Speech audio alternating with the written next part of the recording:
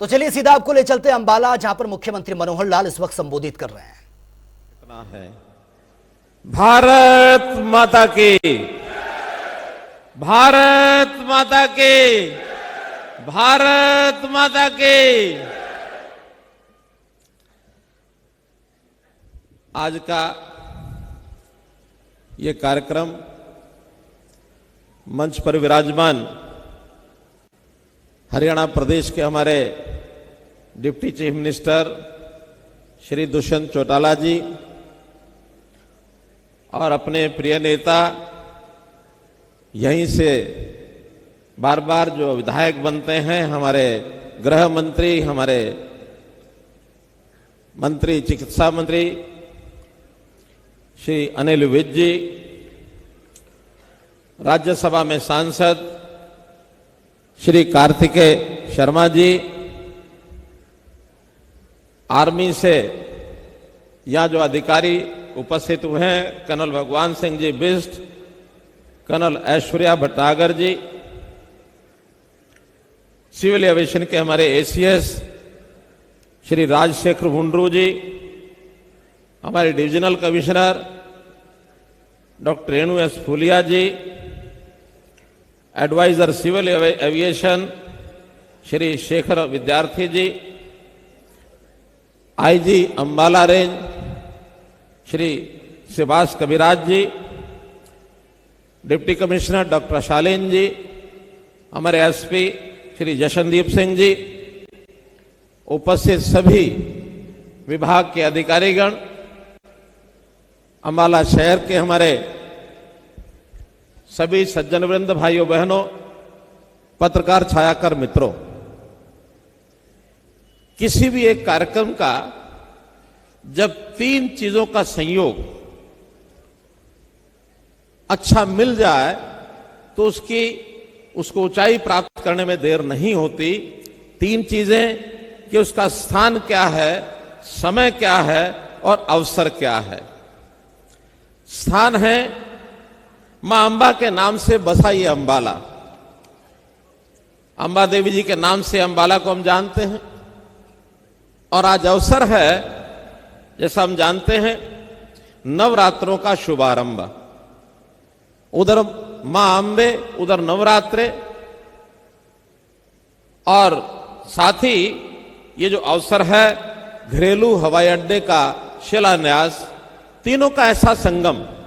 इस अवसर पर मैं नवरात्रों समेत आपके इस अवसर के शुभारंभ पर बहुत बहुत बधाई, बहुत बहुत शुभकामना देता हूं। हमारे एयरपोर्ट जितने बन रहे हैं उसमें हिसार एयरपोर्ट का जैसा चर्चा की गई कि महाराज अग्रसेन जी के नाम से हिसार एयरपोर्ट है, और संयोग ऐसा है कि आज ही महाराजा अग्रसेन जी की जयंती भी है। इस अवसर पर भी आपको बहुत बहुत बधाई। और एक सूचना आपको देनी है कि जहां तक हरियाणा में ऐतिहासिक स्थल, प्राचीन सांस्कृतिक ऐसे स्थल हैं जो प्राचीन काल की संस्कृति को हमको बताते हैं, कई स्थानों पर एक्सकेवेशन शुरू हुआ है, खुदाई शुरू हुई है, अवशेष मिलने शुरू हुए। जैसा मोटे रूप से हम जानते हैं कि राखीगढ़ी का एक ऐसा स्थान है जहां सरस्वती सभ्यता की, आर्यन सभ्यता की ऐसी चीजों का आज खुदाई के बाद अवशेष निकले हैं। आज ही, बल्कि कल कहना चाहिए, हमको एक और स्थान के लिए जो खुदाई के लिए परमिशन मिली है, अनुमति मिली है, वहां भी प्राचीन सभ्यता के अवशेष ऐसा बताए जाते हैं, वो है अग्रोहा स्थान। अग्रोहा में भी हम उत्खनन करके अपने हरियाणा को प्राचीन जो उज्जवल सभ्यता थी उसके साथ जोड़कर एक उज्जवल भविष्य की कामना हम कर सकते हैं। ये एक नया एक अवसर है जिसकी आज ही जानकारी हमने सबको दी है, आपको भी जानकारी के लिए बता रहा हूं। भाइयों बहनों, जैसा हमारे पूर्व वक्ताओं ने सब बताया कि हरियाणा हवाई दृष्टि से हमारे पास यद्यपि प्रारंभ में एक भी एयरपोर्ट ऐसा नहीं था जो हरियाणा की धरती पर हो। हमने धीरे धीरे उसमें आगे बढ़ने के लिए सबसे पहले तो जो बाहर के हवाई अड्डे हैं उसी का लाभ उठाना शुरू किया है, चाहे अंतर्राष्ट्रीय हवाई अड्डा दिल्ली का इंदिरा गांधी हवाई अड्डा है, उसके कारण से हमारा विकास उसको चार चांद लगे, पंख लगे। अगर मैं कहूं कि आज गुरुग्राम का अगर स्थान हमको एक महत्वपूर्ण हर दृष्टि से बना है, चाहे उद्योग के नाते, चाहे हमारी आर्थिक गतिविधियों के नाते, विकास के नाते, उसका एक बड़ा कारण कि देश और दुनिया के जो लोग हैं गुरुग्राम में दिल्ली से भी जल्दी पहुंच सकते हैं, वो अंतर्राष्ट्रीय हवाई अड्डे के कारण से है। और यही कारण है वहां की प्रगति। पूरा हरियाणा एक तरफ, अगर हम आर्थिक दृष्टि से, औद्योगिक दृष्टि से देखें तो गुरुग्राम केवल एक तरफ। अब जब ये विचार सामने आया तो आखिर इन हवाई अड्डों का कितना उपयोग है, उसी में से फिर हमें हिसार के हवाई अड्डे का उपयोग हम करेंगे, एक बड़ा हवाई अड्डा बने, उसके लिए 3 साल से काम लगातार चल रहा है। और मैं समझता हूं बहुत जल्दी इस वर्ष के अंत तक, नहीं तो और अगले वर्ष के प्रारंभ में उस हवाई अड्डे के ऊपर कोई ना कोई गतिविधि ये हमारी शुरू हो जाएगी, ऐसा मैं विश्वास करके चलता हूं। संयोग से जेवर एयरपोर्ट, उसका भी लाभ हमको मिलेगा। हमारा फरीदाबाद जिला वो अंतर्राष्ट्रीय हवाई अड्डे के बजाय जेवर एयरपोर्ट से ज्यादा नजदीक है। नोएडा और जेवर यानी फरीदाबाद के जो विकास की बात है वो जेवर एयरपोर्ट के नाते सुनिश्चित है। अगर उसी कड़ी में हम देखें तो चंडीगढ़ का हवाई अड्डा, जिसके अंदर हमारा अपना शेयर है, लगभग 50% शेयर उस चंडीगढ़ हवाई अड्डे में हरियाणा का है, उसका उपयोग भी हम करते हैं। उसका प्रभाव क्षेत्र ये ठीक है, पंचकुला से लेके अंबाला तक यही क्षेत्र उसका प्रभाव क्षेत्र है जिसका लाभ मिलता है। लेकिन जब हम छोटे हवाई अड्डे जितने भी हैं, जिसके अंदर करनाल है, भिवानी है, जिसके अंदर नारनौल है और पिंजौर है, हम सिरसा हवाई अड्डे का भी लाभ उठाते हैं। लेकिन ये सारे छोटे हवाई अड्डे हैं। जहां तक अंबाला का एयरफोर्स का स्टेशन, ये सिविल एयरपोर्ट अभी तक नहीं था। लेकिन जब ये विचार चला कि यहां हमारा ये जो सिविल एयरपोर्ट बनेगा, इसका लाभ शायद बाकी जितने हवाई अड्डे जो छोटे वाले हवाई अड्डे हैं उनसे ज्यादा, सबसे ज्यादा हो पाएगा। उसी में से जब विचार चला, श्री अनिल विज जी ने जब विषय निकाला, तब ये ध्यान में आया, तब ये ध्यान में आता है कि आखिर हमारी उड़ान स्कीम, ये उड़ान स्कीम कुछ वर्ष पहले शुरू हुई थी जो सस्ती, तब ये ध्यान में आता है कि आखिर हमारी उड़ान स्कीम, ये उड़ान स्कीम कुछ वर्ष पहले शुरू हुई थी जो सस्ती हवाई यात्रा, जिसको ठीक संज्ञा दी गई है कि हवाई चप्पल पहनने वाला व्यक्ति भी हवाई जहाज की यात्रा कर सके, ऐसी देश के अंदर प्रधानमंत्री जी ने स्कीम चलाई है। इसका पूरा लाभ हम सबसे पहले अंबाला से उठा पाएंगे। अंबाला में संयोग से एयरपोर्ट जो हमारा आर्मी का है, इसकी जो रनवे है वो सारा वही हमको काम आने वाला है। ये हमने एक टर्मिनल जो बना रहे हैं, इस टर्मिनल जो 20 एकड़ जमीन के ऊपर होगा, लगभग 133 करोड़ की तो जमीन है, 20.5 करोड़ रुपए का खर्च और इसके अतिरिक्त भी आएगा। तो ये टर्मिनल बनने के बाद हमको बहुत ज्यादा समय इसमें नहीं लगेगा, क्योंकि रनवे और बाकी व्यवस्था तो हमारी पहले से बनी हुई है।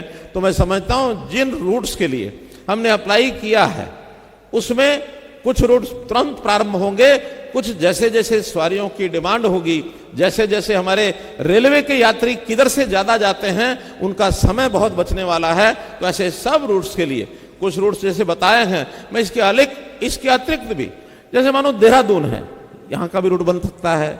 जैसे मानो लखनऊ है, वहां का रूट भी बन सकता है। अमृतसर की बात आ गई है, जयपुर की बात आ गई है, ऐसे ही शिमला का रूट ये भी यहां से बन सकता है।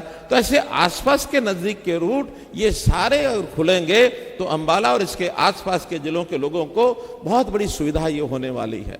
और मुझे तो कई बार लगता है कि चंडीगढ़ का जो यात्री है, बजाय वो चंडीगढ़ एयरपोर्ट के, क्योंकि वहां की शायद उड़ान की परमिशन बहुत ज्यादा नहीं मिलने वाली, जैसे डोमेस्टिक और बड़ी अंतर्राष्ट्रीय स्कीम जो हैं वो उड़ान चंडीगढ़ से अगर भरते हैं तो स्वाभाविक है जो हमारी डोमेस्टिक ये जो उड़ान है, उड़ान स्कीम के अंतर्गत जो हवाई यात्रा है, ये अंबाला चंडीगढ़ को भी सपोर्ट करने के लिए एक एयरपोर्ट ये बनने जा रहा है। तो मित्रों, मैं यही कहूंगा कि जहां कहीं एयरपोर्ट हो जाता है उसके साथ साथ निवेश, उसके साथ साथ उद्योग, उसके साथ साथ हर प्रकार की, चाहे वो आर्थिक प्रगति हो, चाहे अन्य इंफ्रास्ट्रक्चर की चीजें हो, स्वाभाविक आगे बढ़ती हैं। आज कोई भी देश और विदेश का अगर कोई उद्योगपति है उसका समय बचाने के लिए उसको एयरपोर्ट अगर अंबाला की सुविधा मिलती है तो निश्चित रूप से अंबाला आकर के आसपास के क्षेत्र में निवेश भी करेगा, यहाँ के लोगों को रोजगार भी मिलेगी और यहाँ के लोगों का आर्थिक विकास भी होगा। इंफ्रास्ट्रक्चर के बारे में देश के प्रधानमंत्री जी की बहुत बड़ी स्पष्ट कल्पना है। वो कहते हैं चाहे रेल हो, रोड हो, हवाई यात्रा हो, अगर जब तक इसका निर्माण होगा तो विकास के फल बहुत नीचे तक पहुंचेंगे। हम आम आदमी को इन चीजों का लाभ ये पहुंचा सकते हैं। उसमें हमारा रेल का नेटवर्क है वो भी भरपूर हमको मिल रहा है। जैसे भी करनाल से लेकर और यमुनानगर की रेल लाइन, इसकी आवश्यकता थी। हमने रेल मंत्री जी को कहा, उन्होंने तुरंत स्वीकार किया कि एक रेल लाइन जो हमारे हरियाणा के पश्चिम छोर से लेकर और करनाल से जगाधरी होते हुए बाद में हरिद्वार और उत्तर भारत के अन्य शहरों तक भी पहुंच सकते हैं, वो रेल लाइन मंजूर हुई है। जहां तक नए राष्ट्रीय राजमार्ग हैं, इनकी भी भरपूर मात्रा, जब हमने राष्ट्रीय राजमार्ग के लिए अपने मंत्री नितिन गडकरी जी को जो कहा, उन्होंने तुरंत उसको माना। मुझे लगता है कि शायद 50 से 60 हजार करोड़ रुपए के प्रोजेक्ट जो हैं हरियाणा में उन्होंने मंजूर किए हैं, काफी बन गए हैं और अभी बनने वाले हैं। इसमें हम अगर अंबाला से ही देखें तो ये 152D जो यहां से लेकर के कोटपुतली तक शायद 4 घंटे में कोटपुतली पहुंच सकते हैं, जो कभी 152 के अभाव में और शायद 10 घंटे 8 घंटे में वहां पहुंचते होंगे, आज वो सीधा यहां से पहुंचता है। अंबाला का अगर बाईपास की बात करें, जिस यात्री को चंडीगढ़ से चल करके अंबाला शहर के अंदर से गुजर करके हरियाणा में जाना पड़ता था, आज वो बाईपास से, जो हमारा पश्चिमी बाईपास है, तुरंत निकल के जाता है। इसी प्रकार से पूर्वी बाईपास ये भी मंजूर हो गया, जो हमारे अंबाला से लेकर के और साहा तक के जाकर के और वो मिलने वाला है। तो ऐसी सब तरफ की जो नेशनल हाईवेज बने हैं, इससे हमारे इस इलाके के लोगों का हर प्रकार का लाभ और सुविधा इसको होने वाली है। मित्रों, मैं तो यही कहूंगा कि आज के अवसर पर जो आज ये उद्घाटन हुआ है, इसका लाभ आम नागरिक को होने वाला है और आम नागरिक अपने प्रदेश का प्रगति जो कर रहा है उसमें हमको संतोष है कि सारे देश के सब प्रांतों में हरियाणा का जो नागरिक है, उसकी व्यवसाय के नाते से, उसकी नौकरी के नाते से, उसके मजदूरी के नाते से, उसके उद्योग के नाते से, हर दृष्टि से उसको एक अच्छा रोजगार मिल रहा है। और जहां तक हमारे जीडीपी के हिसाब से अगर हम गिने तो पर कैपिटा इनकम बड़े राज्यों में हरियाणा के नागरिक का नंबर 1 पर है। मित्रों, आज 2,95,000 और पर कैपिटा इनकम ये हरियाणा की है, जो देश में किसी और राज्य की नहीं है। तो मित्रों, मैं तो इस अवसर पर आपको बहुत बहुत बधाई देते हुए पुनः इस घरेलू हवाई अड्डे के अवसर पर आपको और यहाँ के नागरिकों को, जो निश्चित रूप से आपका एक योगदान भी रहा है, इसमें आपकी शुभकामनाएं जो मिली, इस अवसर पर आपको बहुत बहुत बधाई, बहुत बहुत धन्यवाद।